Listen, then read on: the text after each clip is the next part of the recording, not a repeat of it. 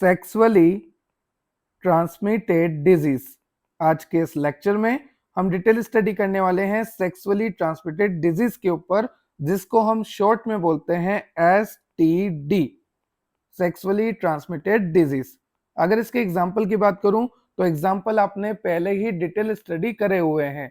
अगर मैं आपको बताऊं तो B pharmacy second semester pathophysiology unit number 5 में आप पहले ही पढ़ चुके हैं एड्स। एड्स का मतलब होता है एक्वायर्ड इम्यूनो डेफिशिएंसी सिंड्रोम। उसके बाद है आपका गोनोरिया, सिफिलिस। इन सभी लेक्चर्स को आपने डिटेल स्टडी करा है B pharmacy second semester pathophysiology में, और इन तीनों लेक्चर की लिंक आपको डिस्क्रिप्शन में भी दे रखी है। ये तीनों लेक्चर आप इसमें लिख सकते हैं क्योंकि एसटीडी के ही एग्जाम्पल है। पर सबसे पहले आपको एसटीडी के बारे में बताना है। तो देखो नाम से पता लग रहा, सेक्सुअली ट्रांसमिटेड डिजीज मतलब कहीं ना कहीं इंटरकोर्स करने से, कहीं ना कहीं कोइटस परफॉर्म करने से, कहीं ना कहीं सेक्स करने से ये बीमारियां जो है फैल रही हैं, स्प्रेड हो रही हैं। ठीक है, तो सबसे पहले देखते हैं कि सेक्सुअल ट्रांसमिटेड डिजीज मतलब एसटीडी के और क्या क्या नाम होते हैं। तो STD also known as venereal disease, also known as reproductive tract infection. किसी भी नाम से क्वेश्चन आ सकता है। आपसे पूछ सकते हैं वेनरल डिजीज क्या होता है, आपसे पूछ सकते हैं रिप्रोडक्टिव ट्रैक्ट इन्फेक्शन क्या होता है, आपसे पूछ सकते हैं सेक्सुअली ट्रांसमिटेड डिजीज मतलब कि एसटीडी क्या होता है। तो यहां तक तो हमें क्लियर हो गया कि STD also known as venereal disease, reproductive tract infection. और अगर एसटीडी के एग्जांपल्स की बात करूं तो हो गया आपका एड्स, गोनोरिया, सिफिलिस, और भी कई तरह के एग्जांपल होते हैं। अब देखो ये जो एसटीडी है ना, ये एसटीडी जो है मेल से फीमेल में और फीमेल से मेल में ट्रांसफर हो जाती है। जैसे मान लीजिए फीमेल को एसटीडी है तो मेल में ट्रांसफर हो जाएगी, जैसे मान लीजिए मेल को एसटीडी है तो फीमेल में ट्रांसफर हो जाएगी। अगर आपको और लेक्चर की रिक्वायरमेंट है तो आप चेक कर सकते हैं हमारी प्लेलिस्ट, जहां पर आपको यूनिट वाइज सारे लेक्चर मैंने मेंशन किए हुए हैं। और अगर आपको नोट्स की रिक्वायरमेंट है तो आप चेक कर सकते हैं हमारी एप्लीकेशन डेप्थ ऑफ बायोलॉजी की एप्लीकेशन आप डाउनलोड कर सकते हैं प्ले स्टोर से, और आपको वहां पर सारे नोट्स अवेलेबल मैंने कराए हुए हैं।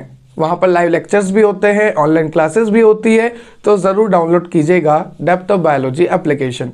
चलिए लेक्चर को स्टार्ट करते हैं। तो यहाँ पर ट्रांसमिशन बहुत ही आसानी से हो जाती है। अगर आप मल्टीपल सेक्स पार्टनर्स रखते हैं तो भी ट्रांसमिशन के चांसेस बनते हैं, तो ऑलवेज यूज प्रोटेक्शन। ठीक है, तो एसटीडी मतलब सेक्सुअल ट्रांसमिटेड डिजीज, एग्जांपल मैंने आपको बता दिए।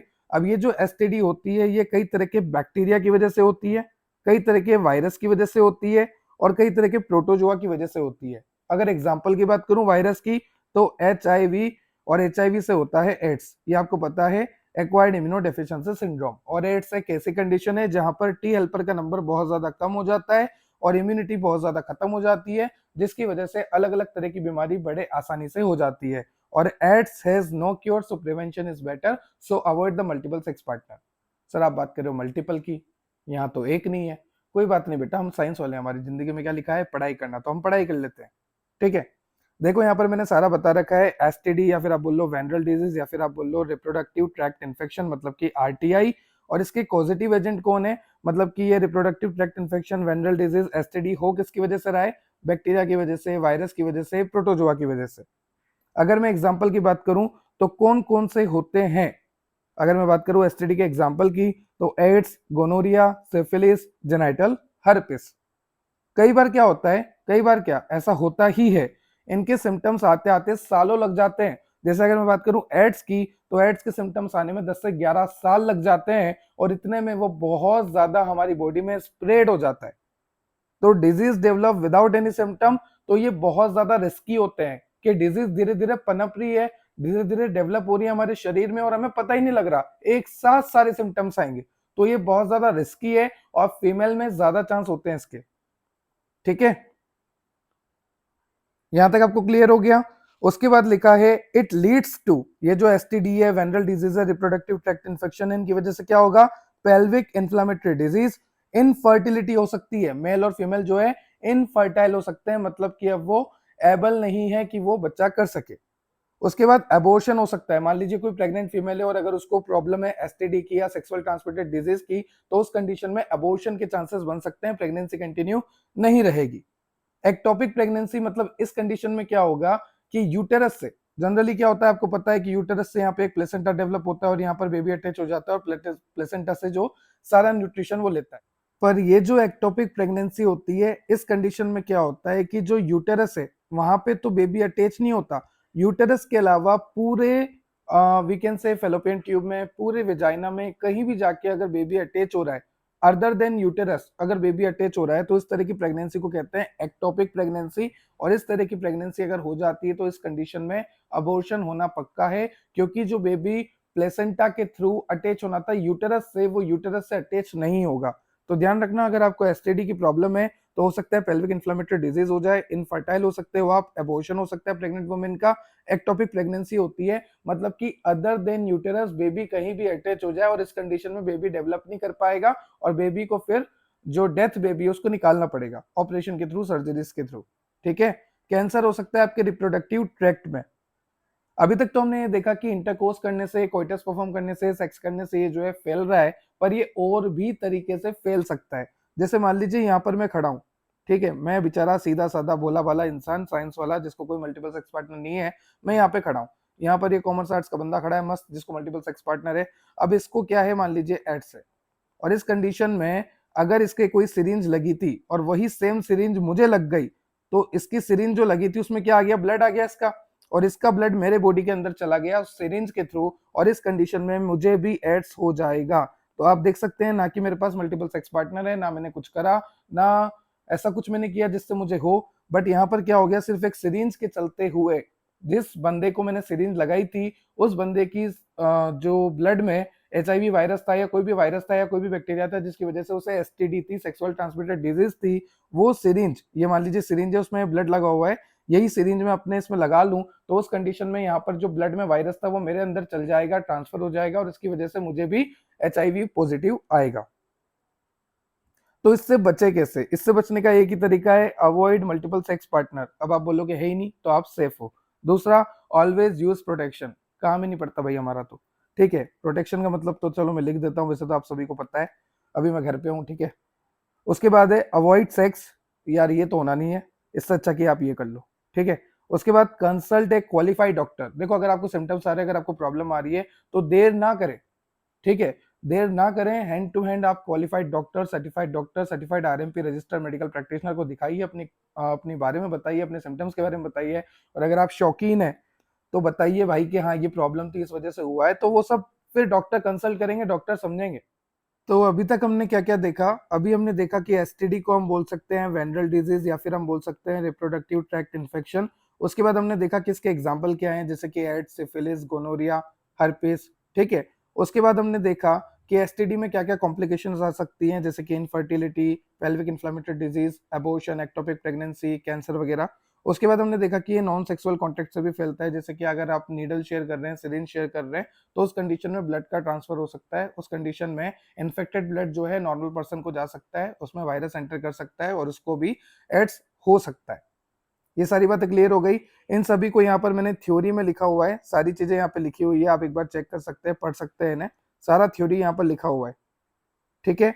उसके बाद यहाँ पर मैंने आपको एग्जाम्पल दे रखे हैं कि कौन कौन से, अगर मैं एग्जाम्पल की बात करूं, जैसे बैक्टीरिया से कौन सी प्रॉब्लम आ रही है, वायरस से कौन सा एसटीडी हो रहा है, तो आप देख सकते हैं बैक्टीरिया की अगर मैं बात करूं तो गोनोरिया, सिफिलिस, वायरस की बात करूं तो genital herpes, genital warts, HIV, AIDS, protozoa की बात करूं तो ट्राइकोमोनायासिस, और अदर में सबसे बेस्ट है ह्यूमन पैपिलोमा वायरस। आप इसे ऐसे भी पढ़ सकते हो पप्पिलोमा, पर बेटा पैपिलोमा पढ़ना, लिखना भले ही ऐसे याद रख लेना पप्पिलोमा, बट पैपिलोमा वायरस, ठीक है। क्लास में टीचर पूछ ले, आप बोले पप्पिलो क्या बात कर रहे हो, तो ध्यान रखना। तो ये बैक्टीरियाज हो गए, गोनोरिया, सिफिलिस, वायरस में हो गया genital herpes, genital warts, protozoan में हो गया ट्राइकोमोनायासिस, फिर अदर्स में आ गया आपका ह्यूमन पैपिलोमा वायरस। देखो जनरली इस टॉपिक से छोटा ही क्वेश्चन बनता है एसटीडी से, और जितना मैंने बताया उतना आपके लिए सफिशिएंट है। यहाँ पर मैंने सिम्टम्स भी इंक्लूड कर रखे हैं, यहाँ पर मैंने सारे कॉमन साइन एंड सिम्टम्स को मेंशन किया है जो भी आपको एसटीडी में देखने को मिलते हैं और वीकेंड से वेनरल डिजीज में देखने को मिलते हैं और वीकेंड से रिप्रोडक्टिव ट्रैक्ट इन्फेक्शन में देखने को मिलते हैं। सबसे पहला है पेन वाइल यूरिनेशन, जब भी आप यूरिनेशन करते हैं, जब भी आप मेच्योरेशन का प्रोसेस करते हैं, जब भी आप टॉयलेट जाते हैं तो उस दौरान आपको दर्द होता है। दूसरा, लोअर एब्डोमिनल एरिया में बहुत ज्यादा दर्द होता है महिलाओं को स्पेशली, तीसरा जेनाइटल डिस्चार्ज, दोनों में ही, मेल में भी फीमेल में भी जेनाइटल डिस्चार्ज देखने को मिलता है। उसके बाद इंटरकोर्स के दौरान मतलब कि कोइटस के दौरान मतलब कि सेक्स के दौरान पेन देखने को मिलता है। उसके बाद है ब्लीडिंग इन फीमेल्स, बहुत ज्यादा एबनॉर्मल ब्लीडिंग होना फीमेल्स में, वो भी एक साइन है एसटीडी का। उसके बाद है आपका टेस्टिकुलर पेन, देखो मेल्स में टेस्टिकुलर पेन होना ये आम बात है एसटीडी में। उसके बाद है स्टिकी और फिशी स्मेल, आपके यूरिन में स्टिकी और फिशी स्मेल आना एक स्वाभाविक सी बात है। ये सारे साइन एंड सिम्टम्स है आपके एसटीडी के, वेनरल डिजीज के और रिप्रोडक्टिव ट्रैक्ट इन्फेक्शन, आप कुछ भी बोल सकते हैं। तो देखो यहाँ तक इतना सफिशिएंट है। फिर भी मैं आपको एक आइडिया दे देता हूँ कि अगर मान लीजिए 15 मार्क्स का क्वेश्चन आ गया, कई यूनिवर्सिटीज में आता है 10 मार्क्स का आ गया, कई में 7 मार्क्स का आ गया, तो और क्या आप ऐड कर सकते हैं। तो जैसे मैंने अभी एग्जांपल की बात करी, एड्स हो गया, सिफिलिस हो गया, गोनोरिया हो गया, थोड़ा थोड़ा सबके बारे में लिख दो, क्योंकि ये जो एड्स है, सिफिलिस है, गोनोरिया है, ये सभी एसटीडी के ही तो एग्जांपल हैं। और कई बार क्या होता है, क्वेश्चन इस तरह से भी आता है कि एड्स का पॉजिटिव एजेंट बताओ, तो एचआईवी, सिफिलिस का बताओ, जेनिटल हर्पिस का बताओ, गोनोरिया का बताओ, तो आपको ये सब याद होना चाहिए।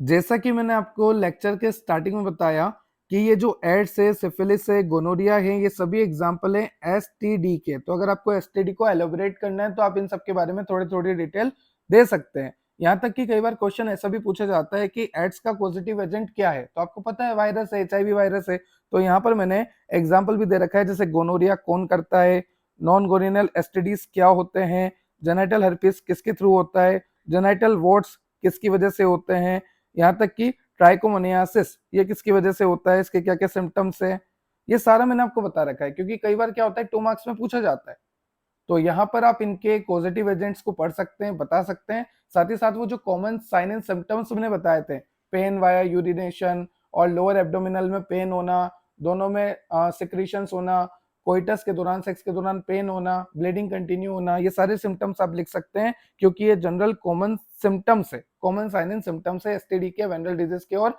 We can say reproductive tract infection के। मैं आपको लेक्चर की लिंक डिस्क्रिप्शन में दे दूंगा। सबसे पहले आपको आई बटन पे शो रहा होगा एड्स का लेक्चर, उसके बाद अब आपको आई बटन पे शो रहा होगा गोनोरिया, फिर आपको हो रहा होगा सिफिलिस। ये तीनों ही लेक्चर आपको शो रहे होंगे आई बटन पे 1 बाय 1। इन तीनों को आप क्लिक करके भी देख सकते हैं या फिर डिस्क्रिप्शन में लिंक है वहां से भी देख सकते हैं। आई होप आपको लेक्चर क्लियर हुआ होगा। अगर आपको लेक्चर से रिलेटेड कोई भी डाउट है तो आप कमेंट सेक्शन में कमेंट कर सकते हैं। इसके नोट्स आपको मिलेंगे डेप्थ ऑफ बायोलॉजी एप्लीकेशन पे, तो आप डाउनलोड कीजिएगा depth of biology application play store से। और अगर आप एप्पल यूजर हैं तो एप्पल यूजर जाइए ऐप स्टोर पे और वहां से डाउनलोड कीजिए माई इंस्टीट्यूट एप्लीकेशन, और फिर वहां पर एक कोड रिक्वायर्ड होगा ORG कोड, जिसमें आपको लिखना है MULNO। फिर आप अपने मोबाइल नंबर से रजिस्टर करके एप्लीकेशन का एक्सेस ले सकते हैं। और प्ले स्टोर के लिए सिंपल सा है, depth of biology application download करो, रजिस्टर करो, मजे करो। टेलीग्राम इंस्टाग्राम से जुड़ जाना, क्योंकि जितने भी मीम्स, अपडेट, पोल्स, MCQ आते हैं वो टेलीग्राम इंस्टाग्राम पे आते हैं। तो टेलीग्राम, इंस्टाग्राम, एप्लीकेशन सभी की लिंक डिस्क्रिप्शन में। अगर लिंक वर्किंग नहीं है तो आप प्लेटफॉर्म पे जाइए और सर्च कीजिए डेप्थ ऑफ बायोलॉजी, आपको हम मिल जाएंगे। Subscribe and share for more, ताकि ऐसी वीडियो मैं आपके लिए और लेकर आता रहूं। Have a nice day, have a good day, जय श्री राम, थैंक यू।